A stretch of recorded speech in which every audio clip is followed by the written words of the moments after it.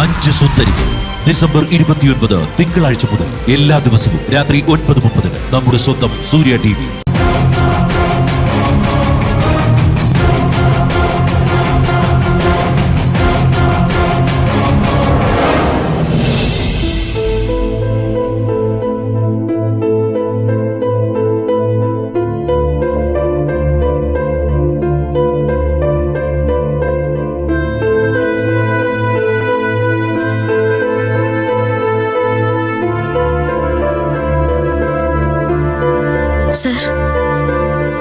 എന്താ മോളെ? സർ, ഞാൻ എന്റെ വീട്ടിലേക്ക് പോയിക്കോട്ടെ? നല്ല കാര്യം. നാളെ ഇവിടെ വിശേഷപ്പെട്ട ഒരു പൂജ നടക്കുക. അപ്പൊ പിന്നെ മോൾ ഇവിടെ ഇല്ലാതെ എങ്ങനെയാ? ആ പൂജ നടക്കുന്നോണ്ടാ പോകുന്നത്. അതെന്തിനാ? ക്ഷേത്ര കാര്യങ്ങളിലും പൂജാ കാര്യങ്ങളിലൊക്കെ നല്ല താല്പര്യമുള്ള ആളല്ലേ മോള്?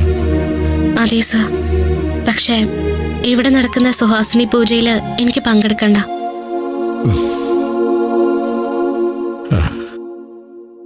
ഇത് എന്ത് തീരുമാനാ മോളെ? സുമംഗലികളായ സ്ത്രീകളെ ഒന്നിച്ചിരുത്തി ചെയ്യുന്ന പൂജയാണ് ഈ സുഹാസിനി പൂജ. അത് വളരെ ഗംഭീരമായ രീതിയിൽ തന്നെ ആഘോഷിക്കണമെന്ന് പത്മ പറഞ്ഞിട്ടുണ്ട്. പിന്നെ നിനക്കെന്താ? സർ, ഈ വീട്ടില് ശരിയായ രീതിയിൽ സുമംഗലികളായ 2 സ്ത്രീകളുണ്ട്. പത്മ മാഡവും ഇന്ദ്രജ മാഡവും. ഞാൻ സുമംഗലിയാണ്.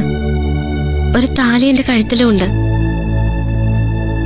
പക്ഷേ മോളെ, നിന്റെ യോഗ്യതാ കുറവിനെ കുറിച്ച് നീ ചിന്തിച്ചു നിൽക്കണ്ട.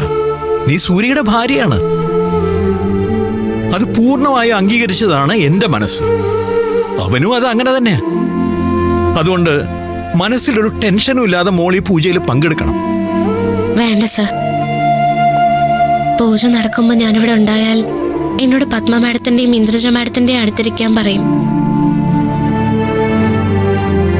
ഞാൻ കൂടെ ഇരുന്ന അങ്ങനെ ഒരു പൂജ നടത്താൻ അവര് സമ്മതിക്കില്ല.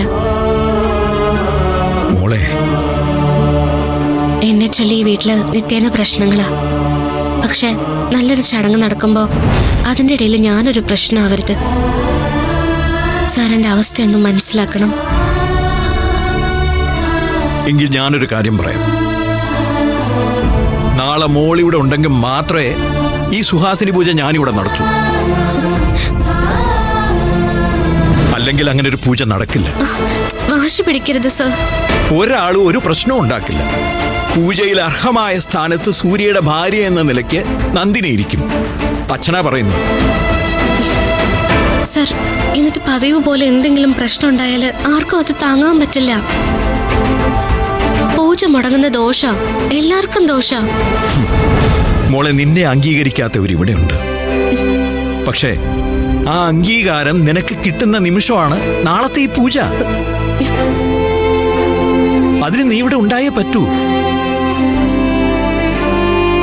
ഞാൻ നിർബന്ധിച്ച് പറഞ്ഞ പല കാര്യങ്ങളും മോള് സമ്മതിച്ചിട്ടുണ്ട്. ഈ ഒരു കാര്യം കൂടി അച്ഛനു വേണ്ടി മോള് സമ്മതിക്കണം. സർ, ആചാരങ്ങൾ ഒന്നും നടക്കാതെയാണ് ഒരു താലി നിന്റെ കഴുത്തിൽ വീണത്. അത് അച്ഛന് നന്നായിട്ട് അറിയാം. നാളത്തെ സുഹാസിനി പൂജ അതിനുള്ളൊരു പരിഹാരമാണ്. എനിക്കെന്റെ സൂര്യയുടെ ഭാര്യയായി വേറൊരാളെ കാണാൻ പറ്റില്ല മോളെ. നിങ്ങളുടെ വിവാഹം ഈശ്വരൻ നിശ്ചയിച്ചതും ഈശ്വരൻ തന്നെ നടത്തിയതുമാണ്. മോൾ ഇനിയും ഇങ്ങനെ നിർബന്ധം പിടിക്കരുത്. ഇത് സമ്മതിച്ചേ പറ്റൂ. അച്ഛൻ ജീവിച്ചിരിക്കുമ്പോൾ അച്ഛനെ കൊണ്ട് ചെയ്യാവുന്ന കാര്യങ്ങളെല്ലാം ചെയ്യണമെന്ന് അച്ഛന് ആഗ്രഹമുണ്ട്. കാരണം ഒരു ബാധ്യതയില്ലാതെ എന്റെ വാക്കനുസരിച്ച് ഇവിടെ നിന്നവളാ നീ. എന്റെ മകനെ മാറ്റിയെടുത്തവളാ നീ. മരുമകളല്ല, മകളാ നീ എനിക്ക്.